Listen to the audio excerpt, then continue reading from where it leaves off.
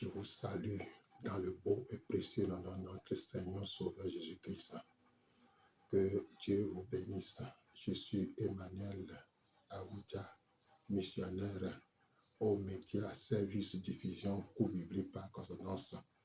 Donc, ce soir, à ce moment, je vous livre ce que le cœur de Dieu pour vous. Donc, Dieu, dans Matthieu 28, verset 18 à 20, il a dit, allez faire de toutes les nations les disciples, les enseigner. Enseigner tout au nom du Père, au nom du Fils et du Saint-Esprit. Donc, c'est de là que nous avons attiré ou tiré votre attention concernant les 4 rôles de l'Église. Les 4 rôles de l'Église sont tirés dans Matthieu 28, 18 à 20.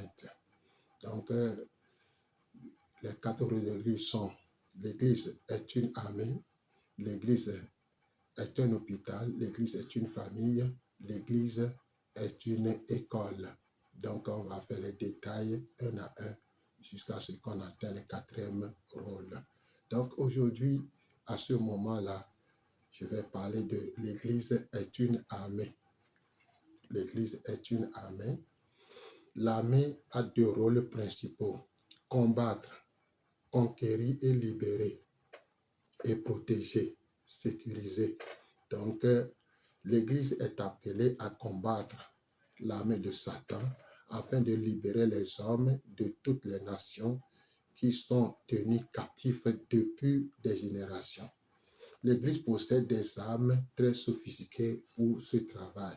Donc, 2 Corinthiens 10, 3 à 5. 2 Corinthiens 10, 3 à 5. Donc, Dieu, en créant l'Église, l'a donné une arme. C'est pourquoi cette arme est très sophistiquée pour faire le combat spirituel, pour que des gens puissent être à l'aise dans le corps de Christ. Il faut le combat spirituel, conquérir et libérer et protéger pour que les membres du corps de Christ soient protégés, sécurisés. Donc, l'Église doit jouer son rôle.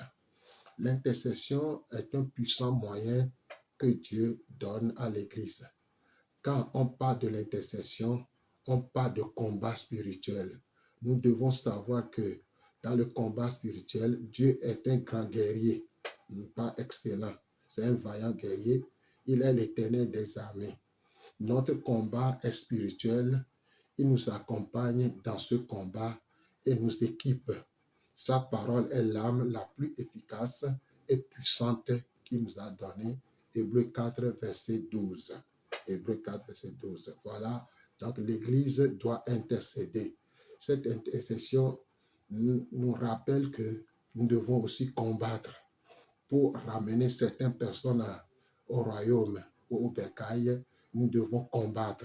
Nous devons livrer un combat pour que cette personne-là soit libérée et ramenée à la maison. C'est ça, conquérir. Nous devons tout faire pour conquérir des âmes. Pour pouvoir le faire, c'est l'intercession, le combat spirituel. Combat spirituel. Qu'est-ce que c'est l'intercession? Qu'est-ce que l'intercession? C'est détruire et construire. C'est détruire et construire. Jérémie 1, verset 10, analysons les verbes qui sont utilisés dans ce verset: arracher, abattre, ruiner et détruire. Nous pouvons les classer en 2 catégories. Arracher et abattre, ces 2 verbes sont des thèmes liés à l'agriculture. Et tandis que ruiner et détruire, ces thèmes peuvent être utilisés dans la construction. Dans la construction. Avant de planter ou construire sur un terrain, il faut préparer en arrachant, en débrayant, en détruisant tout ce qui est encombré ou peut être un obstacle pour le travail. L'intercession, c'est détruire le royaume de Satan. Luc 10, 19. L'intercession, c'est aussi construire le royaume de Dieu. L'intercession, c'est construire avec Dieu, prier pour que libérer sa puissance, L'intercession, c'est prier pour l'accomplissement du plan de Dieu. L'intercession, c'est se mettre entre. L'intercession, c'est se mettre entre. C'est tenir le jugement, c'est retenir le jugement de Dieu sur les pécheurs et libérer sa miséricorde sur eux. La Bible nous donne un exemple vivant dans Exode 32, 11 à 14. Le peuple d'Israël avait véritablement offensé Dieu en adorant le veau d'or. L'Éternel décida de le détruire. Exode 32, 9 à 10. Moïse, voyant que le jugement de Dieu allait s'abattre sur le peuple d'Israël, s'est mis entre l'Éternel et le peuple pour implorer son pardon et sa miséricorde. Exode 32, 11 à 14. Il y a trois choses qui se dégagent de l'intercession audacieuse de Moïse. 1. L'amour de l'Éternel pour Israël. 2. La mauvaise interprétation que feront les Égyptiens, l'ennemi du jugement de l'Éternel sur Israël. 3. Moïse rappelle à l'Éternel ses promesses pour son peuple. Ces trois points peuvent être des principes clés pour nous aussi dans l'intercession. L'intercession, c'est se tenir à la brèche. Exode 22, 30. L'intercession est une sentinelle qui veille spirituellement sur la nation. Ézéchiel 3, 17. L'intercession, c'est se mettre à la disposition de Dieu. C'est un devoir impérieux pour l'intercesseur de se mettre à la disposition de Dieu pour s'entendre à lui, de recevoir des directives afin de prier efficacement.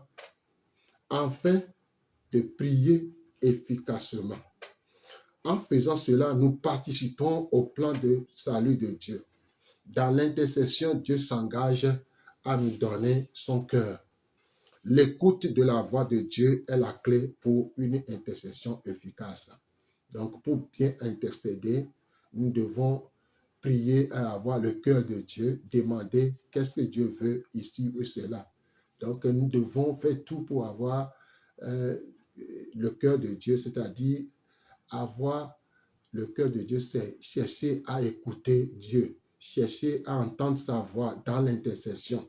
Pour intercéder, nous devons être sensibles au cœur de Dieu. Nous devons chercher à comprendre qu'est-ce que Dieu veut pour telle nation, ou telle personne, ou telle église, ainsi de suite, ou telle société. Donc, on ne peut pas se lever comme ça et prier. Nous devons demander l'auteur de la nation, l'auteur de l'église et l'auteur de notre vie. Il est capable. L'intercession, c'est porter un fardeau. L'intercession, c'est s'identifier, se mettre dans une situation qui n'est pas la nôtre. C'est prendre à cœur un problème, un fardeau. Prenons l'exemple de Néhémie, chapitre 1, 1 à 11.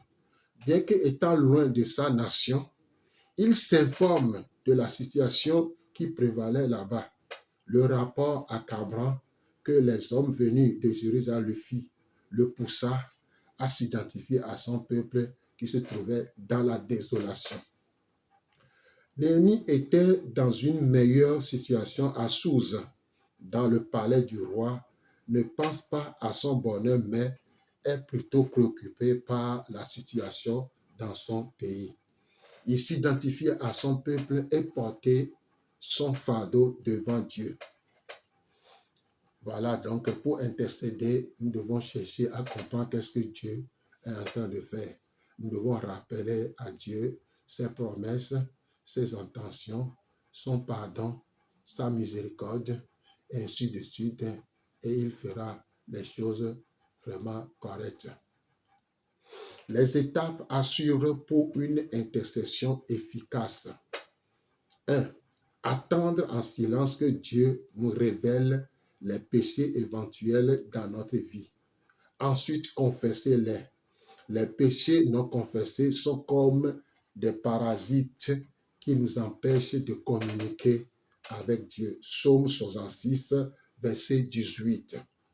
2. Proclamer notre autorité sur Satan et ses démons selon Jacques 4, verset 7.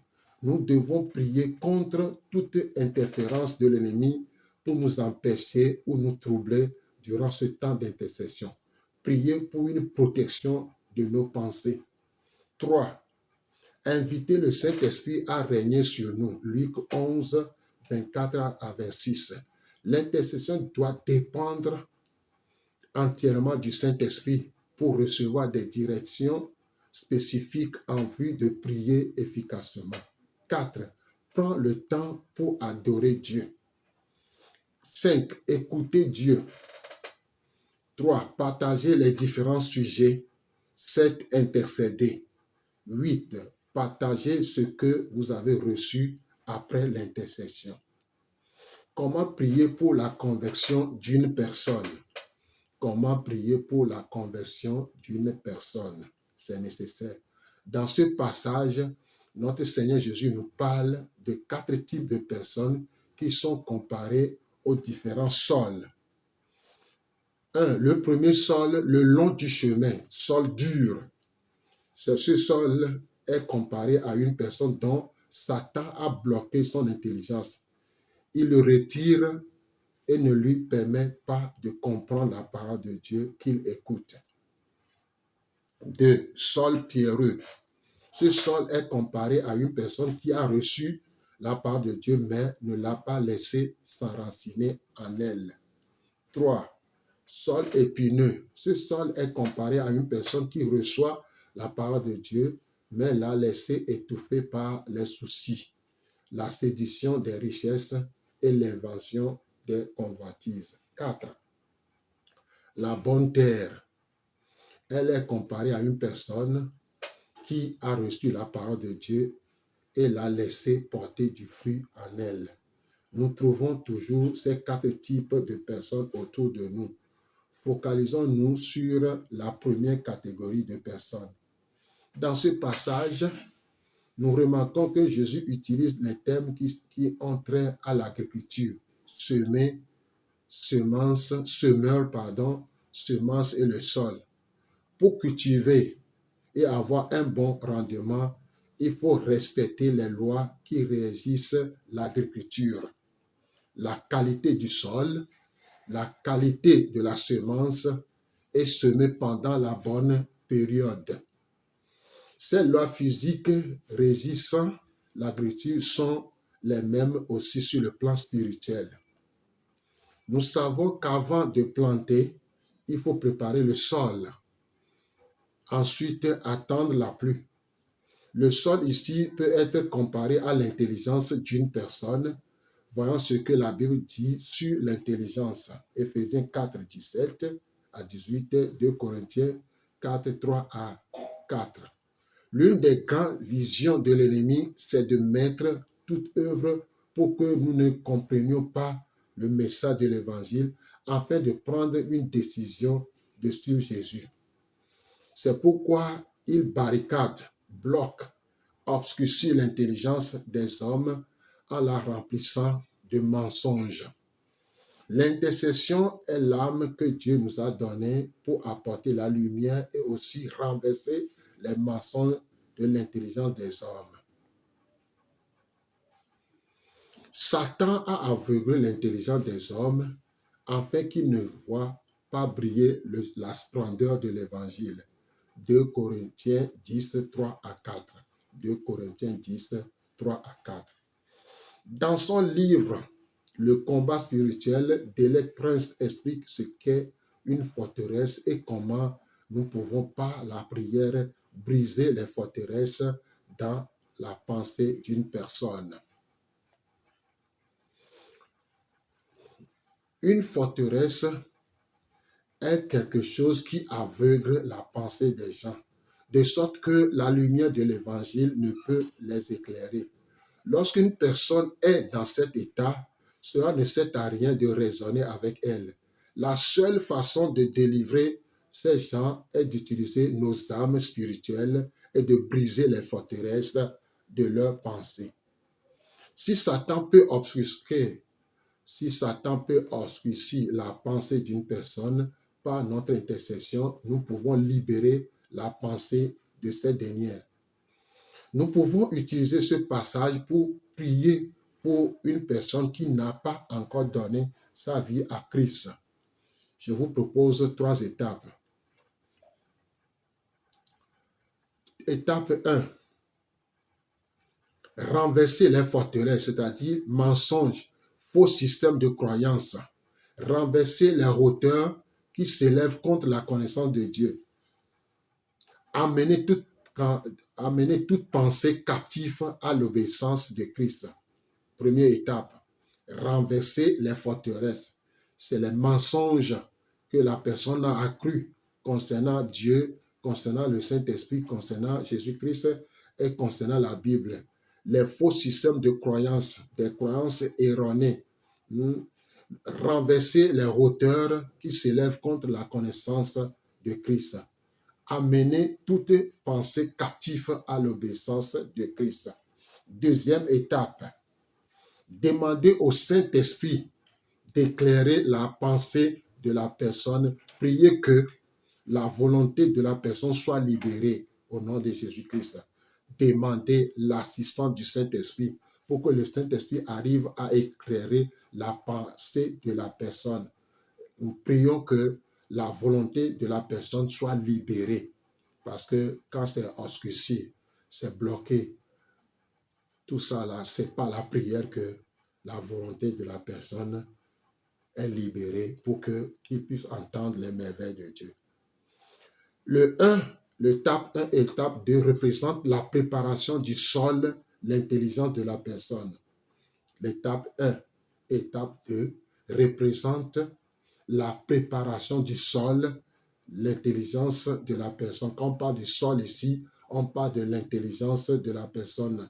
C'est l'intelligence est la partie centrale où se passe beaucoup de combats spirituels, ou beaucoup de combats de gauche à droite. Donc, si l'intelligence n'est pas renouvelée par la prière, par le Saint-Esprit, on peut beau dire quoi que ce soit, la personne va commencer à raisonner parce qu'il a une forteresse de mensonges, de quoi que ce soit dans sa tête, dans sa pensée, dans son intelligence. Troisième étape, semer et arroser. Demander au Saint-Esprit de nous donner l'opportunité de communiquer la parole de Dieu à la personne. L'intercession et l'évangélisation vont de pair. Nous devons continuer par arroser dans la prière la parole que nous avons semée. L'intercession est la clé, l'âme puissante que Dieu nous a donnée pour transformer des nations ou nos nations. Donc, en conclusion, l'Église est une armée. Pourquoi l'Église est une armée? C'est ça que nous venons de dire, mais toute personne qui est venue à Christ doit passer par la délivrance, doit passer par la libération, doit passer par la relation d'aide. On doit accompagner ces personnes spirituellement et psychologiquement, parce que il y a deux types de combats. Il y a le combat spirituel et le combat psychologique. Nous devons tout faire pour que chaque personne, en venant à Christ, nous sommes ses ouvriers, nous sommes ses serviteurs, nous devons aider ces personnes à s'en sortir. C'est pourquoi, pour faire l'œuvre d'évangélisation, ce n'est pas seulement ramener les gens à l'église et puis les laisser comme ça, mais beaucoup de gens ont des forteresses de malédiction, pardon. Il y a les malédictions, il y a les alliances et il y a les idoles. Chaque personne, en venant à Christ, a besoin d'être libérée de ces trois choses. Renoncer aux idoles, briser les alliances et briser les malédictions. Sinon, la personne va rester dans l'église, il va filer, mais il ne va pas aller loin. Donc, c'est pourquoi le premier rôle de l'église, c'est tout faire pour conquérir la personne, que la personne passe par la relation d'aide, passe par la libération, passe par la délivrance.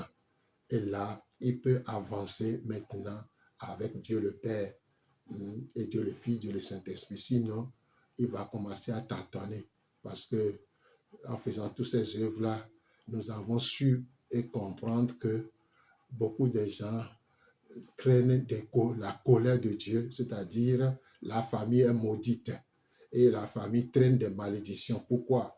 Ils se sont donnés aux idoles.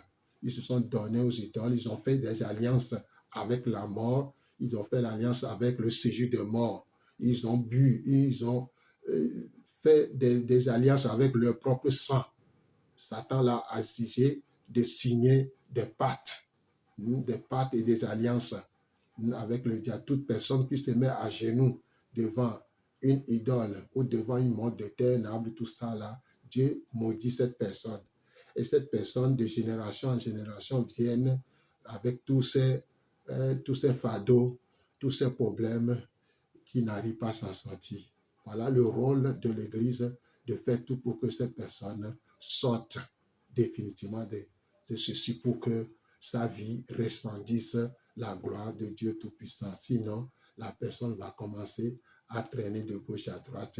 Il ne va jamais aller loin. Et c'est triste.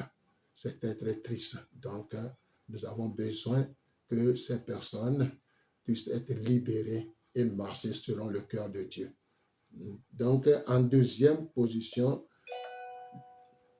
l'Église est un hôpital. L'Église est un hôpital.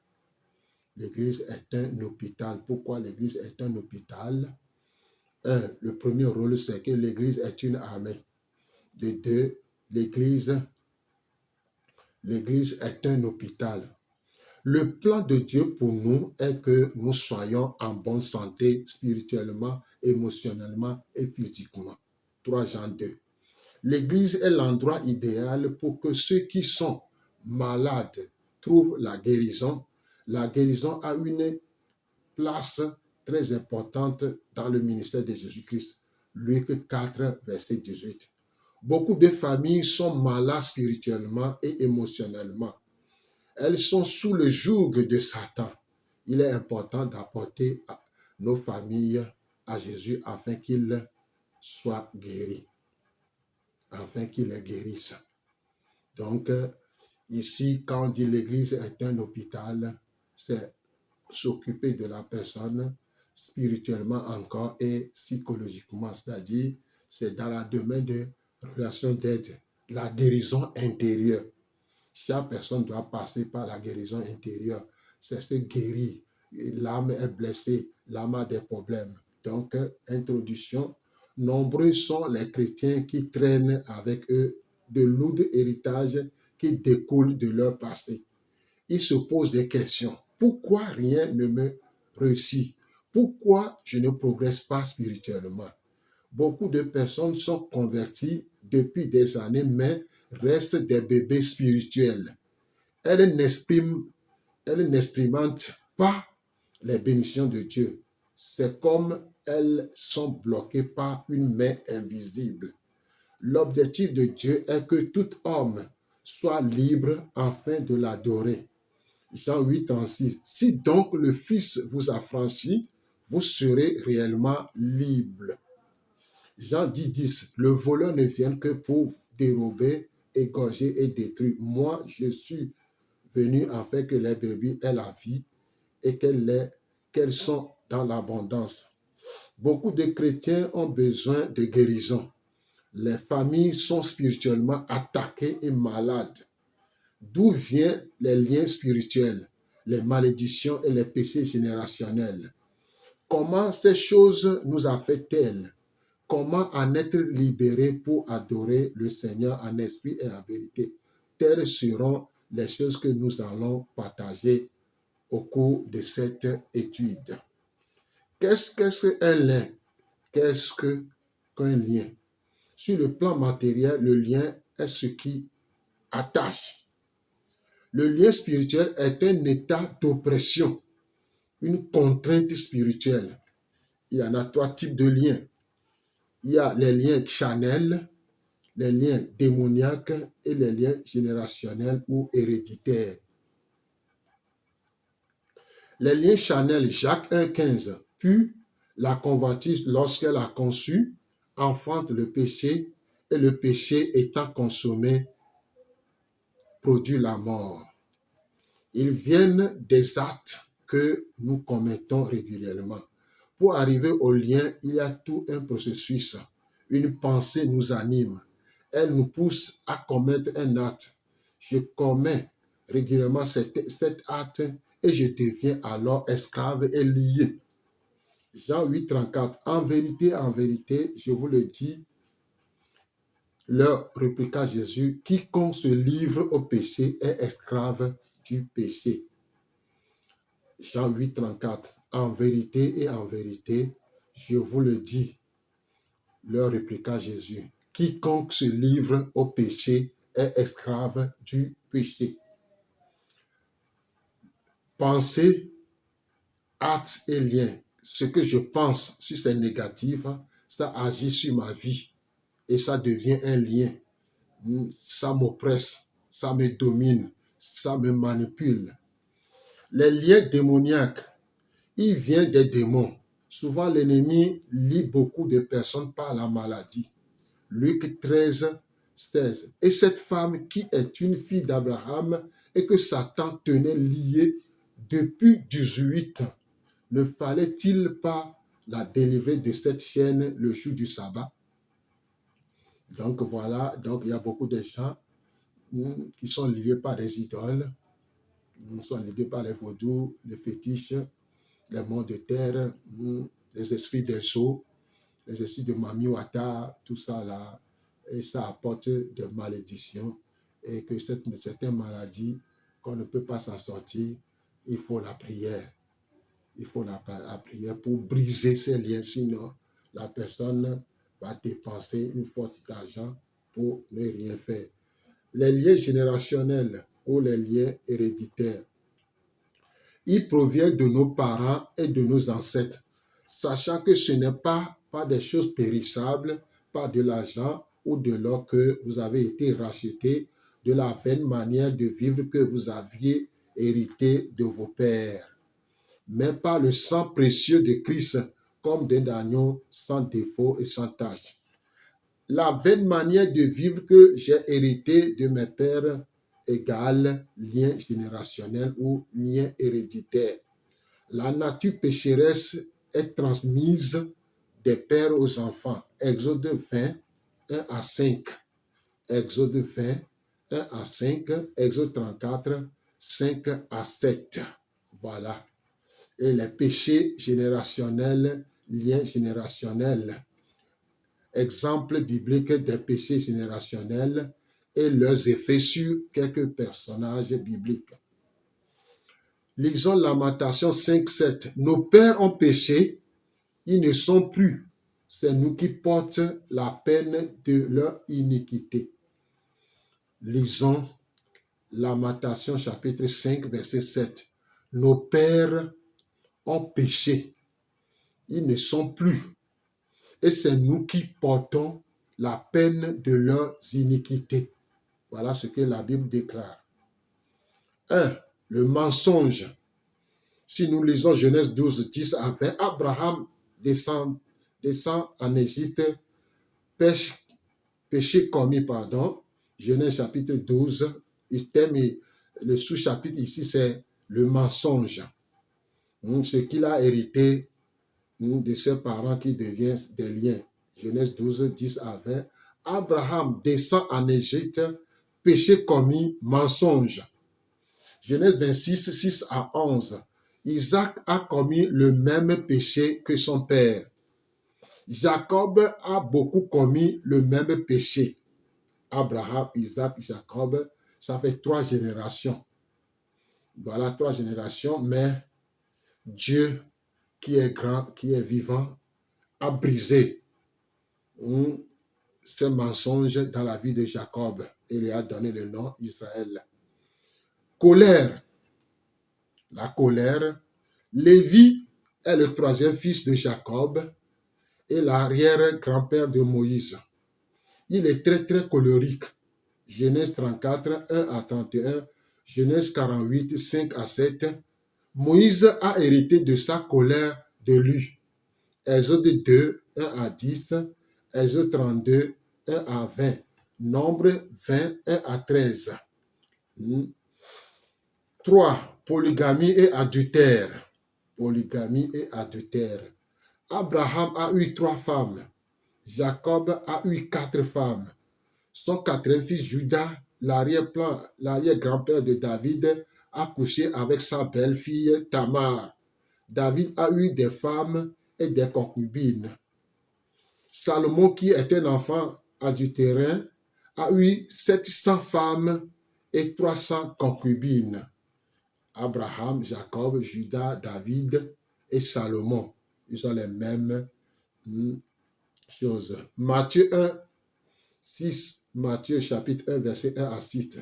Généalogie de Jésus, Christ, fils de David, fils d'Abraham. Abraham engendra Isaac, Isaac engendra Jacob, Jacob engendra Judas et ses frères. Salomon engendra Boaz de Rabat, Boaz engendra Obed de Ruth, Obed engendra Isaïe, Isaïe engendra David, et le roi David engendra Salomon de la femme d'Uri. 3. Les liens et péchés générationnels ont aussi d'autres sources. Première source, idolâtrie. Toute forme d'idolâtrie ouvre des portes dans notre vie. Exode 21 à 5. Exode chapitre 21 à 5. Occultisme, horoscope, toute forme de divination. Toute forme de divination, occultisme, horoscope, toute forme de divination, la magie, le spiritisme, ainsi de suite, ouvre la porte à des mauvais esprits. Dans Actes 19, dans Actes chapitre 19, verset 18 à 19, dit « Plusieurs de ceux qui avaient cru venaient confesser et déclarent ce qu'ils avaient fait. En un certain nombre de ceux qui avaient exercé les arts magiques, ayant apporté leurs livres, les brûlèrent devant tout le monde, en estimant la valeur à 50 000 pièces d'argent. » Les paroles de malédiction. Les paroles de malédiction. Galates chapitre 6, 7 à 8. Ne vous y trompez pas. On ne se moque pas de Dieu. Ce qu'un homme aura semé, il le moissonnera aussi. Celui qui sème pour sa chair moissonnera de la chair la corruption, mais celui qui sème pour l'esprit moissonnera de l'esprit la vie éternelle. Il y a certaines choses que nous avons engendrées qui apportent aussi les malédictions dans la vie, les sorts, ce qui sort souvent de nos bouches, ce que quelqu'un qui s'est fâché, on a fait des actes et la personne nous a maudit, ça nous suit aussi. C'est pourquoi on dit ne vous y trompez pas. On ne se moque pas de Dieu. Ce qu'un homme aura semé, il le moissonnera. Parce que dans la vie, dans la nature, il y a ce qu'on appelle la semence et la moisson. On n'a jamais semé mangue et récolté papaye, jamais. Donc, ce qu'on sème, on le récolte. Nous devons faire attention. La parole est comparée à une graine. Quand elle sort, elle germera, grandira et portera à coup sûr des fruits. La parole est comparée à une graine. Quand elle sort, elle germera, grandira et portera à coup sûr des fruits. Nous récoltons davantage que ce que nous avons semé. Osée 8, 7. Puisqu'ils ont semé du vent, ils moissonneront la tempête. Matthieu 13, 8.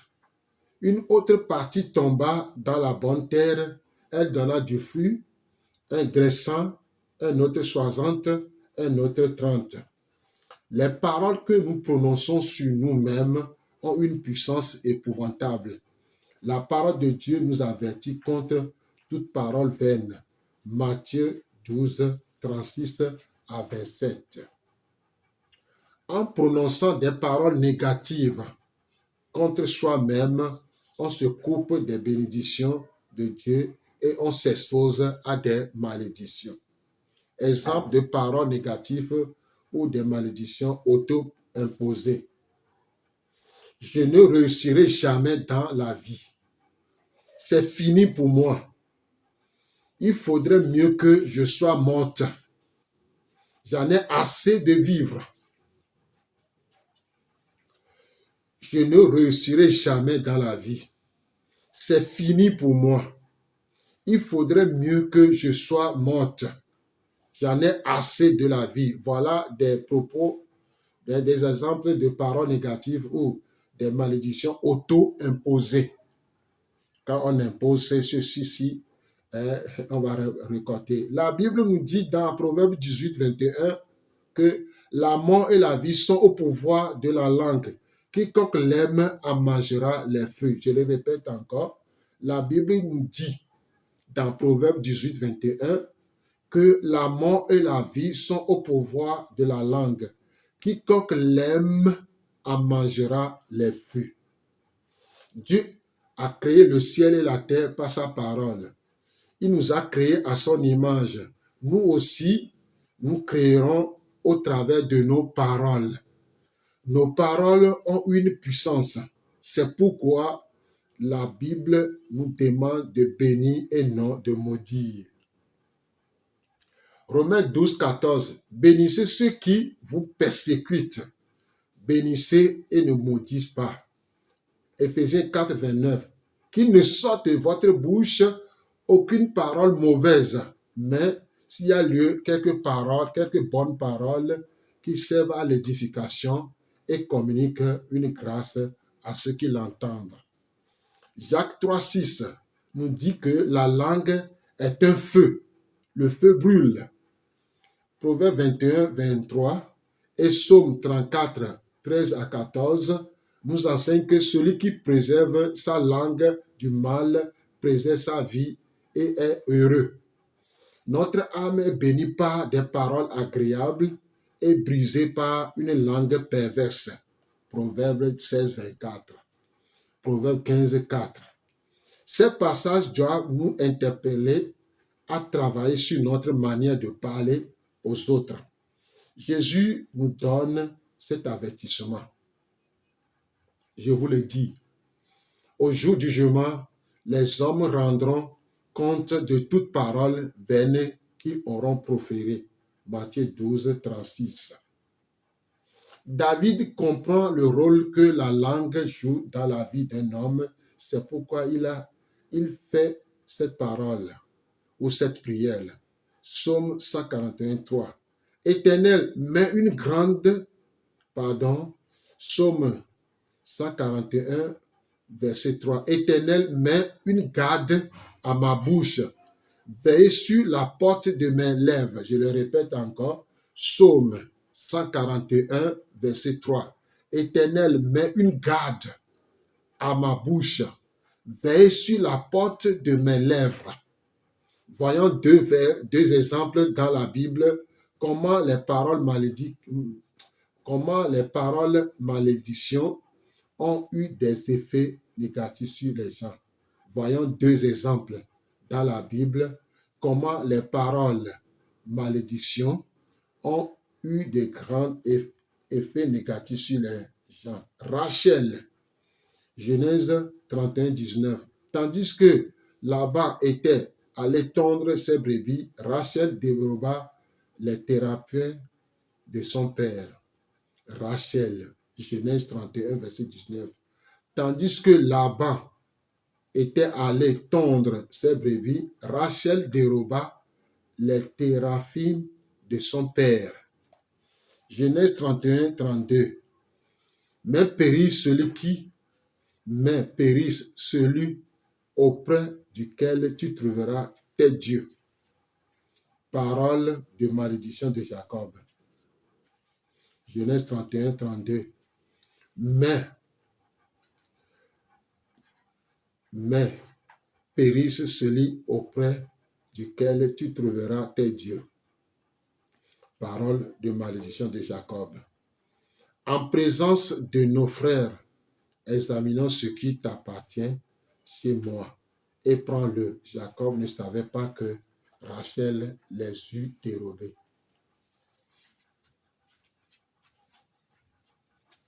Genèse 35, 16 à 19.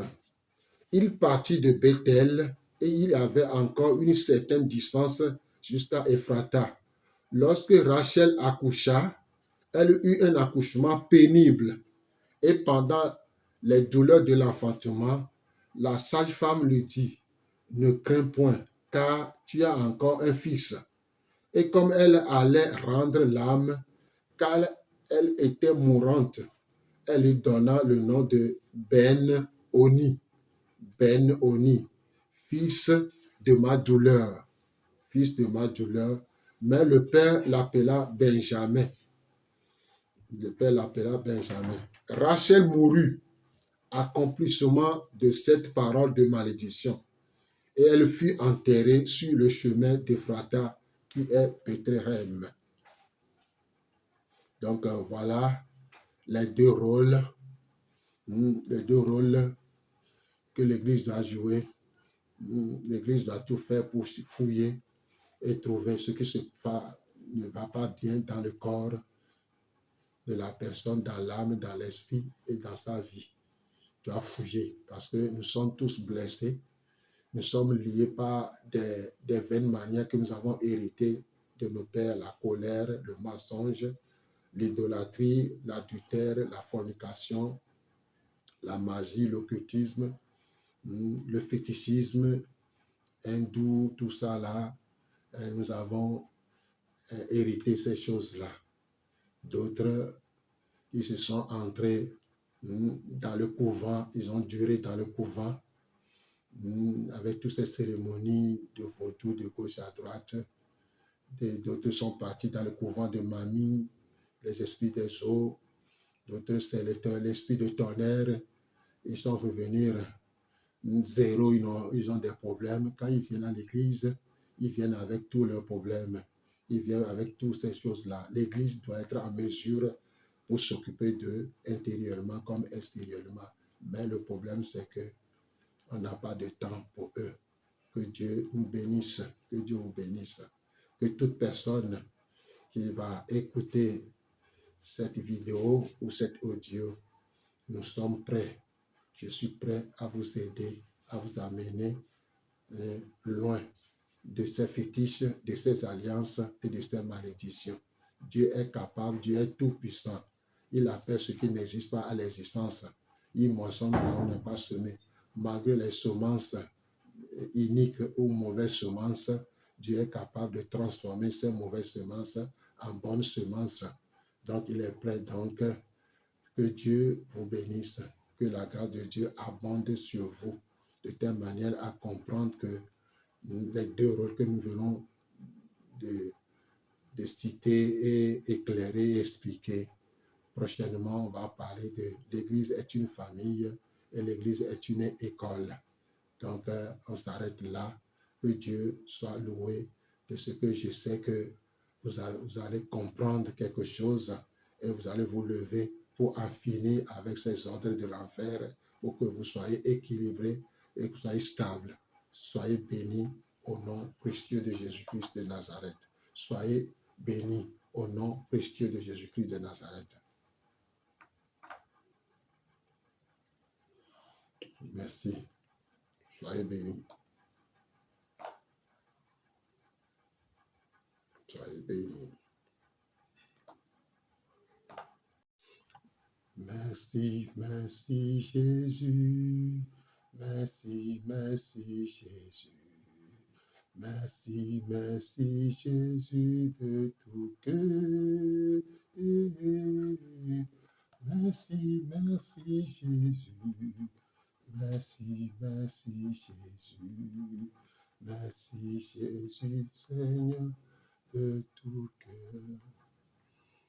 Encore une fois, je remercie Dieu pour vous qui verront ces vidéos, qui entendront la voix de Dieu dans cet enseignement. Que Dieu vous bénisse.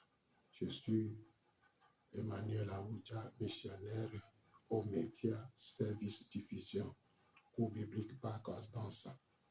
Ce soir, à ce moment-ci, je viens devant vous avec cette parole qui dit « L'Église est une famille. L'Église est une famille. » Pourquoi l'Église est une famille? Pourquoi L'Église est une famille. Donc, l'Église est le lieu où l'amour de Dieu doit être communiqué. Développer de bonnes relations les uns avec les autres. Soutenir les plus faibles. L'Église primitive a été un bon exemple dans Actes 4, 32. Actes chapitre 4, verset 32. Les rapports humains sont ce qu'il y a de plus important au monde. La vie est faite de relations.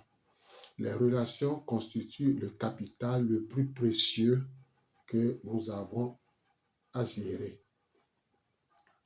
Elles nous permettent de vivre les plus grandes joies sur la terre si elles sont harmonieuses. Dans le cas contraire, elles provoquent des désastres. Chaque problème de l'humanité est relationnel. La relation brisée entre Dieu et les hommes est la cause des problèmes dans le monde. C'est aussi la cause de beaucoup de conflits entre les hommes. Plus je m'éloigne de Dieu, plus je m'éloigne aussi des autres. La chose la plus importante ou la plus prioritaire dans l'Église aujourd'hui est de mettre de l'ordre dans nos relations.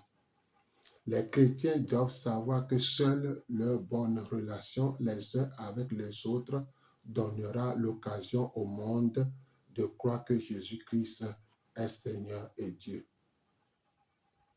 Parlons des conflits et comment les résoudre. Donc, quand on parle de famille, c'est ça, c'est très important. C'est une relation entre parents et enfants et parents et les autres. Donc, c'est ça la priorité de Dieu dans le monde. Les conflits. Qu'est-ce qu'un conflit? Quelle est la définition du mot conflit? Un conflit est une opposition entre deux personnes qui disputent un droit, un intérêt et une préférence.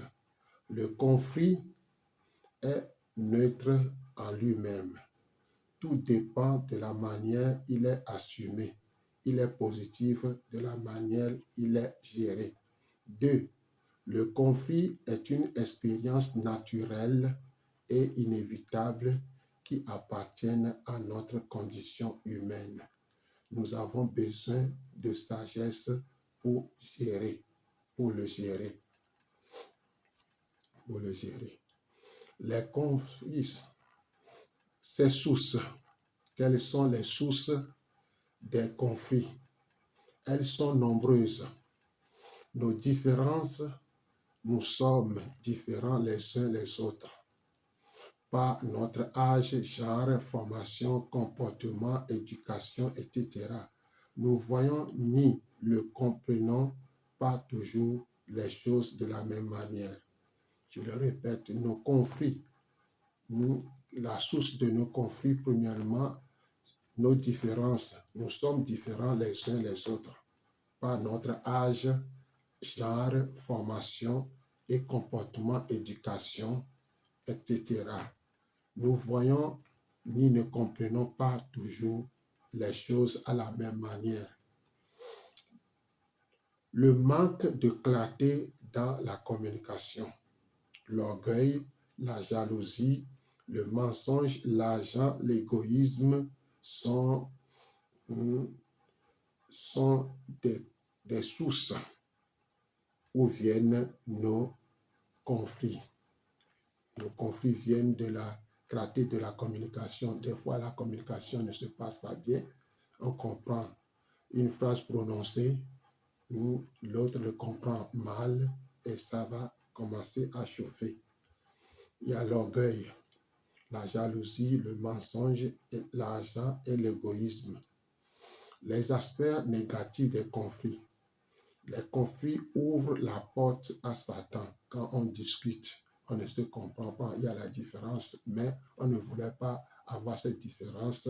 Ça ouvre la porte à nos ennemis, à nos adversaires de pénétrer et de prendre position pour des fois nous gazer et des fois nous amener loin. De deux, les conflits isolent et apportent la peur. Quand on ne veut pas, les conflits sont là, mais on veut les isoler et apporte quoi? La peur. Chaque fois que ces choses arrivent dans ma tête, je commence à avoir peur. Qu'est-ce qui va se passer?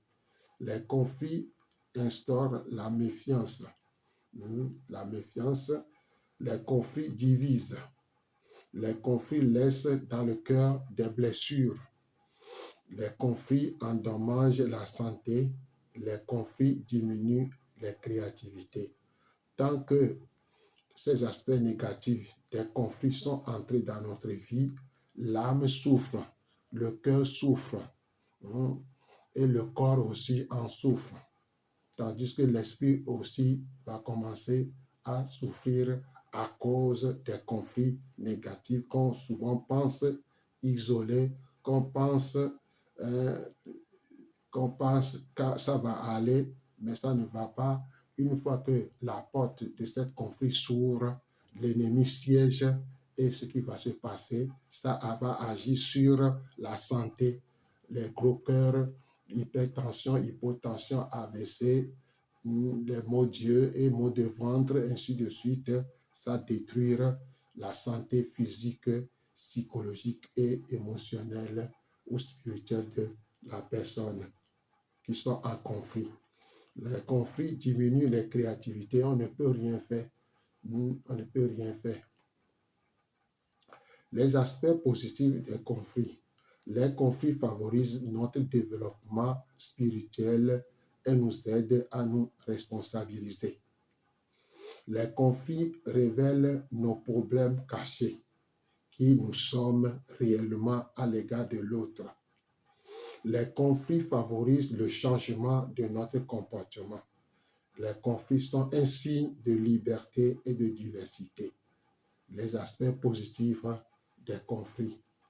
Les conflits, des fois, ça nous fait pousser, ça nous donne la force de se développer spirituellement et de nous aider à prendre les responsabilités et à agir avec fidélité. Les conflits révèlent nos problèmes cachés, qui nous sommes réellement à l'égard de l'autre. Et les conflits favorisent le changement de notre comportement. Donc, ça arrive que nos comportements, des fois, il y a des critiques et il y a des différences. Et ça nous pousse à chercher, à se changer ou à se transformer. Les conflits sont un signe de liberté et de diversité. Comment résoudre les conflits? Comment résoudre les conflits? Il faut d'abord identifier et non identifier l'autre avec le conflit. Derrière le problème, il faut voir l'ennemi. Il ne faut pas attaquer l'autre, mais plutôt le problème. Il faut séparer la personne du conflit. Il faut donner l'occasion à l'autre de s'exprimer. Comment résoudre les conflits? Premièrement, il faut d'abord identifier et non identifier l'autre avec le conflit. Derrière chaque problème, il faut voir l'ennemi. Il ne faut pas attaquer l'autre, mais plutôt attaquer le problème. Le problème, c'est l'ennemi qui ne veut pas qu'on s'unisse, qu'on reste lié par l'amour. Il va tout faire pour nous séparer par des conflits. Et comment les résoudre? C'est ça. Il faut séparer la personne du conflit. Il faut donner l'occasion à l'autre de s'exprimer. De deux, il faut reconnaître sa part de responsabilité dans le conflit. L'humilité nous aidera à le faire. L'humilité est la disposition à être connu pour ce que nous sommes. 3. Libérer le pardon et se réconcilier avec l'autre. Selon Matthieu 6,12, c'est facile d'aimer quand tout va bien. Quand il y a de l'harmonie, la joie, la paix est dans les relations. C'est un grand défi pour aimer quand tout va mal. Colère, frustration, amertume, dégoût, haine sont les sentiments que nous communiquons en ce moment. Il est important de pardonner pour éviter de se détruire. Donc ici, il y a question de pardonner. Quel que soit ce qui est arrivé, nous devons tout faire pour pardonner. Nous devons recevoir le pardon de Dieu et arriver à pardonner. En pardonnant, j'ai fait un pas et ça m'accompagne avec bénédiction. Le pardon. Le pardon, que signifie le pardon? Le pardon, c'est libérer de, éloigner, séparer de, faire disparaître. C'est une décision de ne pas tenir rigueur d'une faute qui a été commise. C'est aussi agir dans tous nos actes à l'égard de la personne qui nous a offensés comme s'il n'a rien fait. Nous devons mettre notre volonté en évidence. Le pardon est un choix, ce n'est pas une simple émotion. Le pardon doit être notre style de vie et au centre de notre vie. Nous devons vivre quotidiennement le pardon dans nos familles, l'Église, dans nos lieux de travail, etc., etc. Donc la définition du pardon, c'est arriver à libérer la personne. C'est arriver à faire disparaître ce que la personne a fait et oublier. C'est difficile d'oublier, mais la parole de Dieu nous dit d'oublier. Dieu nous a pardonné. Jésus sur la croix de Golgotha a pardonné. Pourquoi pas nous? Qu'est-ce que soit ce qui s'est arrivé, nous devons pardonner. Nous devons avoir un style de vie de pardon. Quand il y a l'amertume qui est venue ou quelqu'un qui a causé une faute, que tu as raison ou tu as tort, des fois, il faut pardonner pour que tu sois libre, pour que tu vives longtemps. Sans le pardon, il y a des maladies, dites maladies psychosomatiques. La colère peut engendrer la diarrhée, le maux de cœur, l'AVC, tension, hypotension, ou ça peut amener d'autres problèmes que l'hôpital ne peut pas trancher ni chercher à te donner la santé. Donc, nous devons faire attention. Derrière tout ça, là, l'ennemi se trouve aussi pour pouvoir agir de ne pas pardonner. Et de dire non, je ne vais pas te pardonner, mais je te pardonne, mais tu n'as pas pardonné. Ça, on appelle ça amertume et ressentiment, ou ressentiment et amertume. Une fois que tu vois la personne, tu t'énerves. Tu t'énerves et tu n'as pas pardonné. Donc, avec ces conflits, les discussions, l'orgueil, l'égoïsme, la vie centrée sur lui-même ou sur eux-mêmes, ce qui amène qu'on a des problèmes. Comment pardonner? Comprendre l'œuvre de la croix. Comment pardonner? Comprendre l'œuvre de la croix. Comprendre l'œuvre de la croix, pardon. Nous devons d'abord comprendre ce que notre Seigneur Jésus a fait pour nous à la croix. Le pardon est dans la nature de Dieu. Voyons quelques passages. Psaume 103, 8 à 12. Dieu nous pardonne toujours quand nous demandons pardon. 1 Jean 1, 9. 1 Jean 1 dit, si nous confessons nos péchés, Dieu est fidèle et juste pour nous les pardonner et pour nous purifier de toute iniquité. La Bible a dit quelque part, venez et plaidons. Si nos péchés sont noirs comme le clamoisi de Yéden blanc, mais à condition que je demande pardon. Des fois, j'ai raison. Mais nous devons regarder ce que Jésus a fait pour nous à la croix de Golgotha. Il a pardonné ceux qui l'ont tué. Il les a pardonnés. Donc, nous devons ressembler à Jésus-Christ et pardonner.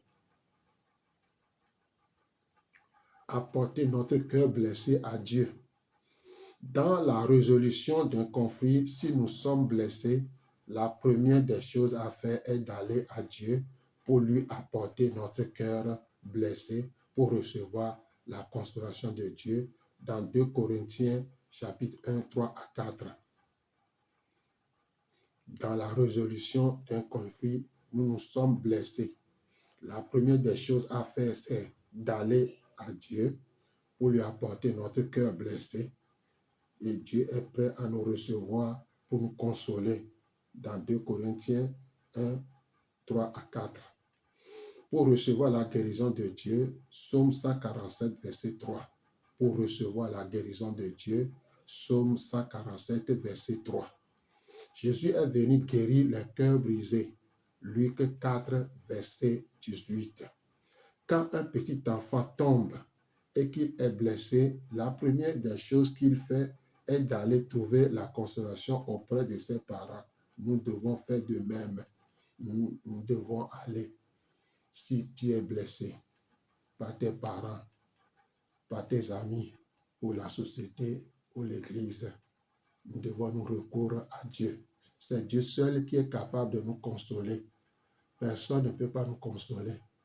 Les gens peuvent dire ceci ou cela, mais c'est Dieu seul qui nous console. C'est-à-dire, quand on est blessé, vas-y devant Dieu, confesse ce qui s'est passé et demandez pardon. Et là, le pardon divin va entrer dans ton corps, va prendre possession. Cela veut dire que je reçois le pardon de Dieu dans ma vie. Je pardonne les autres et ainsi de suite. Tous ceux qui m'ont blessé, je peux les pardonner. Nos problèmes, des fois, c'est qu'on n'a rien reçu comme éducation du côté de pardon. Papa et maman n'arrivent pas à se pardonner. Nous qui sommes des enfants, nous récoltons dans ces choses-là. Parce que beaucoup de choses doivent être apprises à prendre pardon à l'église et à la maison.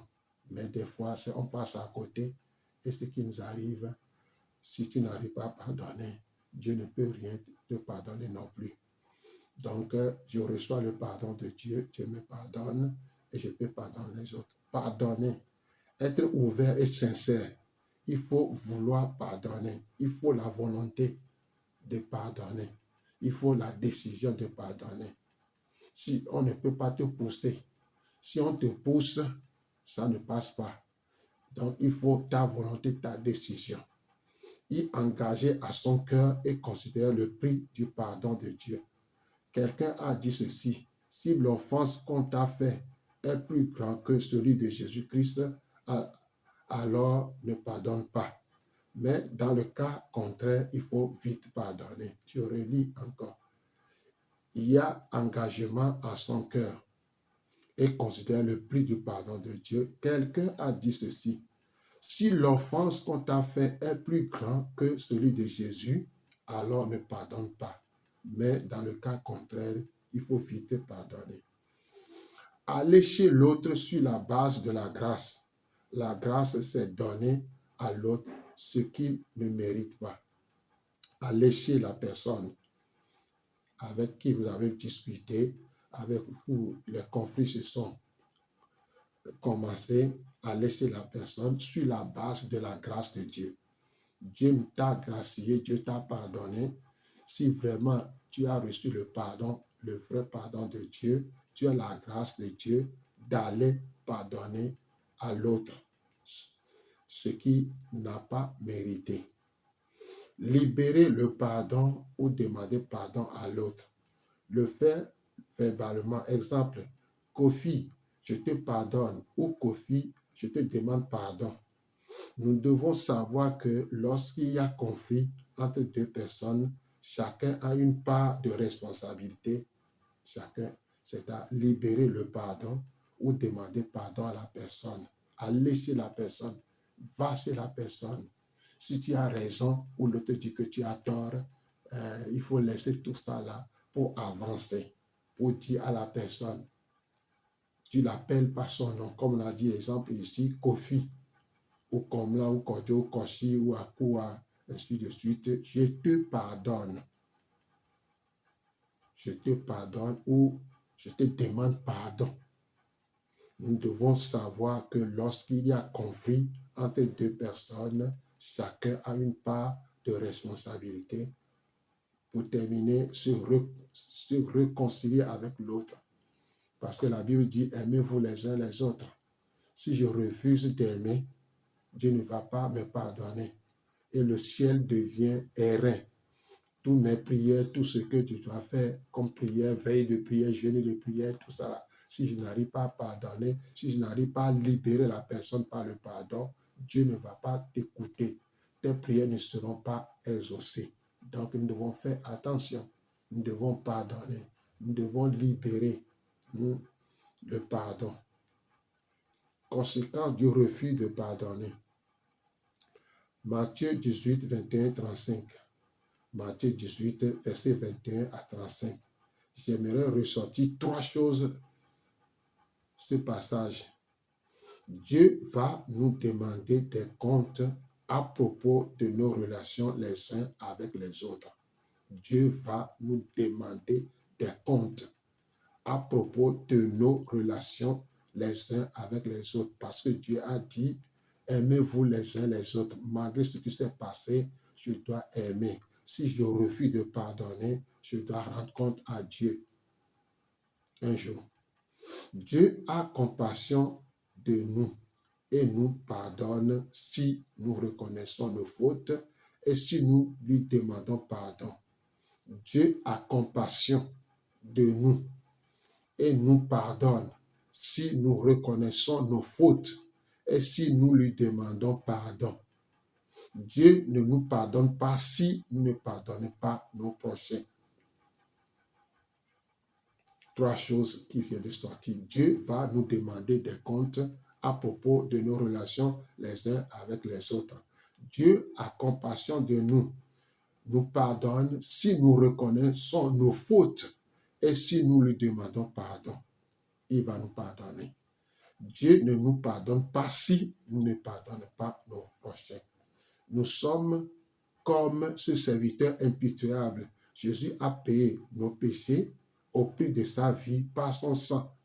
Est-ce que nous pouvons comparer ceci aux fautes que nos frères nous infligent?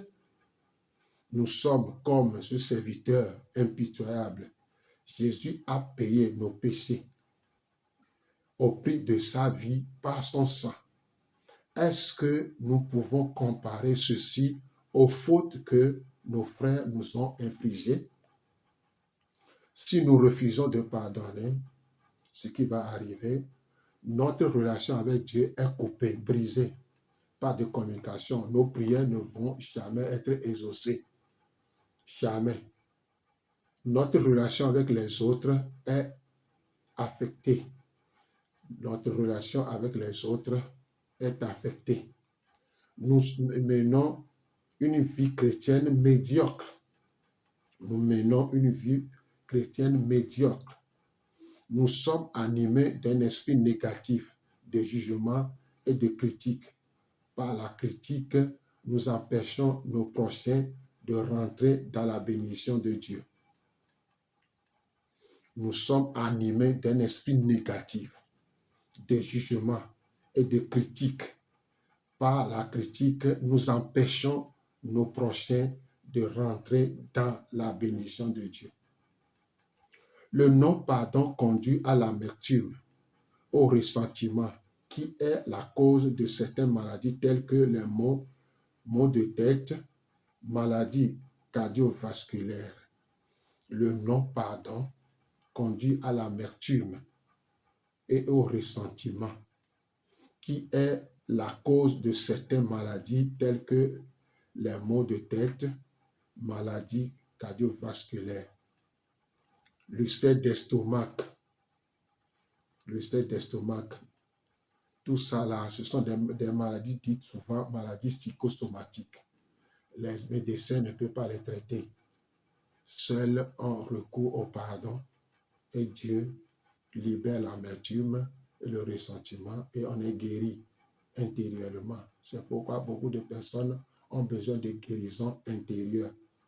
Tu vas passer par la relation d'aide pour arriver à pardonner. Sinon, je te pardonne, mais tu n'as pas pardonné et c'est toi-même qui seras atteint d'anémie, de gros cœur, d'ulcère d'estomac, manque d'appétit et des fois on s'adonne à l'alcool ou aux boissons enivrantes qui n'apportent que des maux et des problèmes.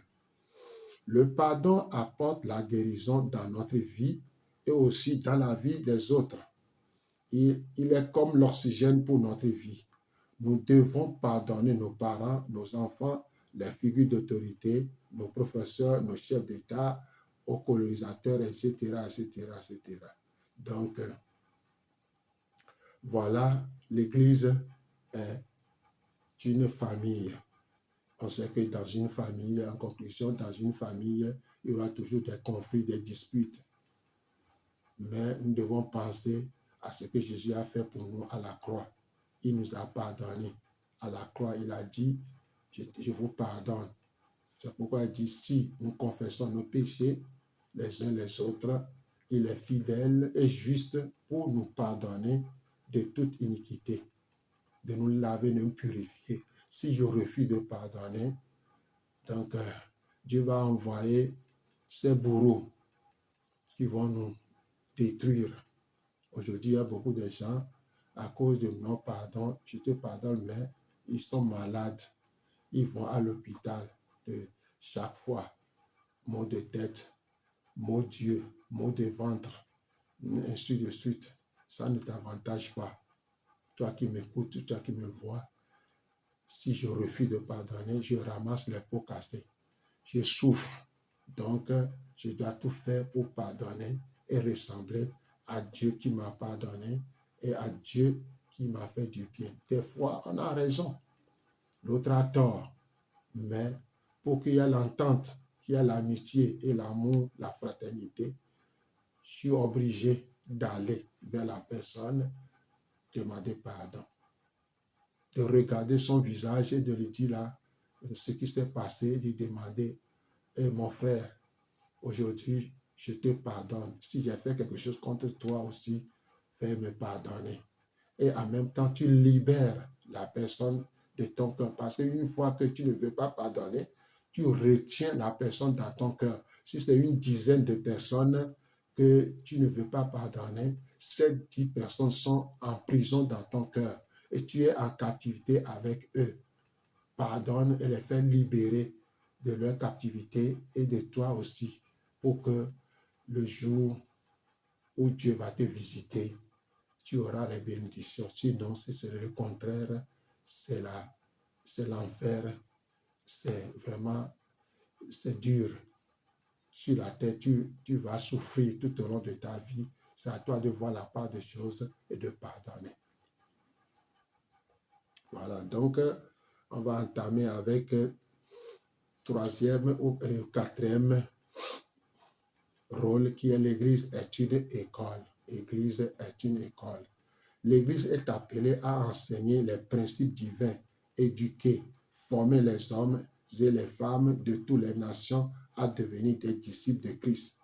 Il y a 7 domaines d'influence dans une nation.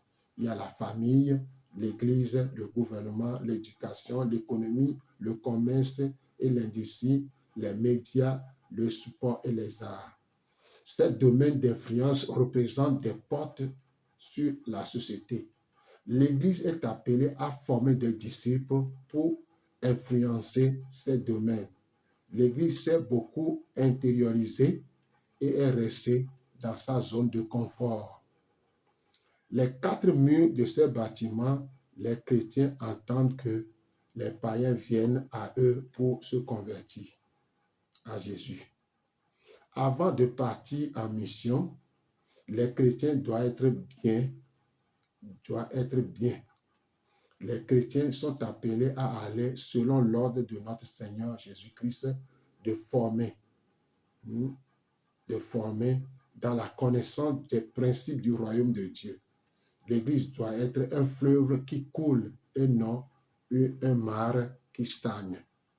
Pour accomplir efficacement la mission que le Seigneur Jésus nous enseigne, l'Église doit jouer ces 4 rôles, à savoir combattre et conquérir, guérir, vivre et communiquer l'amour de Dieu, former et envoyer.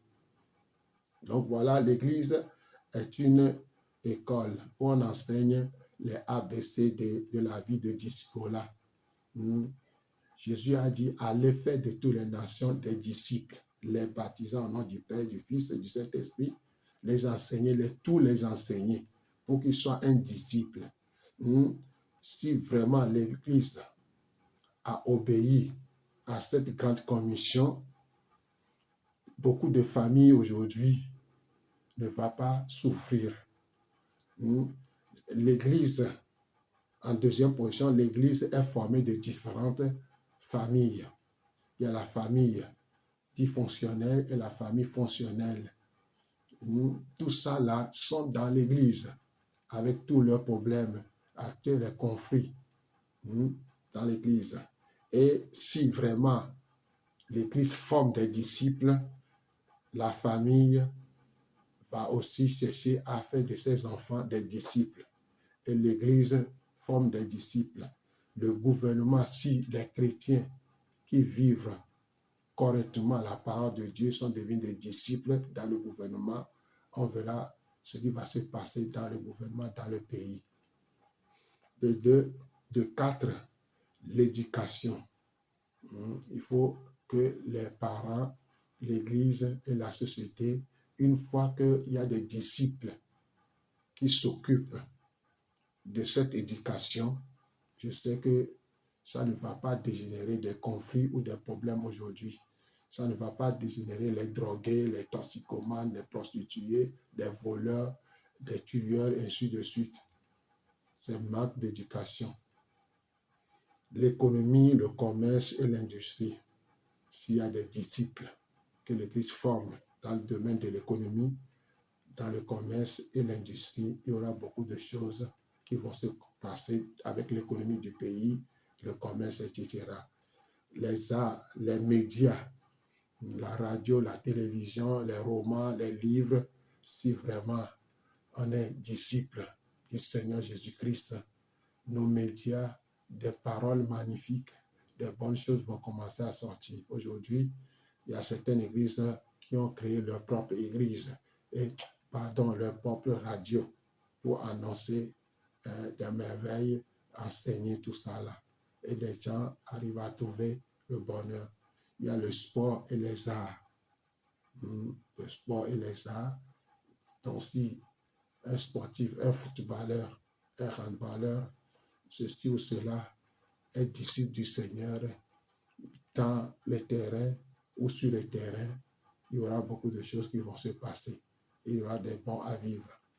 Et les arts, les métiers, les maçons, la peinture, les plombiers, les électriciens, les couturiers, les couturières, les coiffeurs et les coiffeuses, tout ça là, si l'Esprit de Dieu forme leur caractère à devenir disciple de Dieu, il n'y aura pas de problème entre ces métiers-là. Aujourd'hui, il y a beaucoup de chrétiens qui mentent, qui ne disent pas la vérité. Ils sont des couturiers, ils sont des maçons, ils sont des plombiers, électriciens, ainsi de suite, mais ils mentent, ils volent. Ils volent parce que leurs cœurs ne sont pas transformés jusqu'à devenir disciples. Voilà l'intention de Dieu. Voilà ce que Dieu a fixé comme but. Aller faire des disciples. Disciple, ça veut dire quelqu'un qui suit l'enseignement d'un maître, un élève, un étudiant, un apprenant. Tout ça là, c'est ça que Jésus a voulu pour chaque nation. Quand on parle de nation, on parle de l'ethnie. Quand on parle d'ethnie, on parle du groupe de personnes qui parlent de même langue, qui font les mêmes traditions, mêmes coutumes, ainsi de suite. Donc Jésus veut que dans cette nation, qu'il y a des disciples. C'est pourquoi en venant en Israël, il a fait 12 disciples avant de partir. C'est les mêmes intentions du Seigneur pour que des gens soient des disciples, des ouvriers bien fabriqués, des ouvriers très coriaces qui sont des disciples. Et ces disciples vont influencer, vont représenter, vont influencer ou représenter Dieu ou Jésus-Christ dans la société. Donc, voilà le rôle. L'Église est là pour former des disciples ou pas des membres ou des convertis. Donc, aujourd'hui, comme on est converti dans la tête ou quoi que ce soit, on n'arrive pas On n'arrive pas à démontrer dans la société que nous sommes des chrétiens. D'autres n'arrivent pas à afficher qu'ils sont des chrétiens. Ils font des choses qui dépassent même les païens. Ils restent dans l'église, ils chantent, ils dansent, ils cotisent, ils font ceci ou cela, mais leur caractère là, c'est vraiment, des fois c'est démoniaque, c'est vraiment triste. Quand certains chrétiens affichent leur comportement dans l'église ou dans la société, et des gens disent souvent, s'il en est ainsi, il vaut mieux de rester dans la maison pour adorer mes fétiches au lieu d'aller à l'église. Voilà un chrétien. Voilà une chrétienne. Dans les maisons de locataires, tu vas trouver différents types de chrétiens. Et le dimanche, ils sapent bien, ils parfument, font des coiffures, et ça, tout ça, là, ils vont dans l'église pour chanter. Est-ce que Dieu va les bénir? Point d'interrogation. Donc, nous devons tout faire pour accomplir cette mission. C'est le cœur de Dieu pour les nations. Dieu veut que l'Église soit un médicament. L'Église soit un médicament, quelque chose comme ça pour pouvoir guérir les cœurs malades, soulager les gens, consoler les gens, les ramener en le faisant passer par la relation d'aide ou la guérison intérieure. C'est ça que Dieu a voulu. C'est pourquoi ces 4 rôles sont là, comme on a dit, pour accomplir efficacement la mission que le Seigneur Jésus nous a donnée, nous a assignée. L'Église doit jouer ces 4 rôles, à savoir combattre et conquérir, chercher les âmes, prier pour eux, intercéder, délivrance, restauration. C'est ça, on dit conquérir. D'abord, il faut combattre le combat spirituel, il faut libérer les âmes. Il faut libérer les âmes et les ramener dans son royaume. Et d'autres qui ont reçu des blessures émotionnelles, qui ont des passés douloureux, chargés, retrouveront la guérison à partir de l'Église. Vivre et arriver à communiquer l'amour de Dieu dans la famille, entre papa et maman et les enfants. Papa est le distributeur de l'amour inconditionnel de Dieu à sa femme. Et les dieux vont communiquer aussi leur amour aux enfants. C'est pourquoi les enfants sont comme des éponges qui imbibent, qui s'inondent et s'épanouissent facilement. Voilà le rôle de la famille. Et en dernière position, former et envoyer en mission. Former et envoyer en mission. Là où nous avons reçu la formation, c'est Jeunesse à mission. Jeunesse à mission forme des gens dans tous les domaines. Dans les 7 domaines, Jeunesse à mission, l'Université des Nations est prêt à enseigner ces personnes-là. Donc, voilà le cœur de Dieu. Voilà le cœur de Dieu. C'est pourquoi Dieu veut que nous sortions de ce système pour aller faire de toutes les nations des disciples. De toutes les nations des disciples. C'est ça le cœur de Dieu. Le cœur de Dieu pour ça, c'est ça. Dieu ne veut pas qu'on reste dans les 4 murs et on chante, tout ça, c'est très bien. Mais le cœur de Dieu, c'est former les disciples. Quand on forme les disciples, il y a le mot disciple, il y a la question de discipline dedans. Discipline dedans, de formation de caractère, formation de l'intelligence.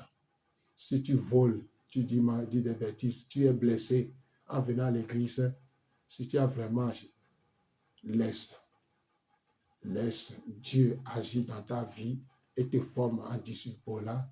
Je sais que tu ne vas plus voler, mentir.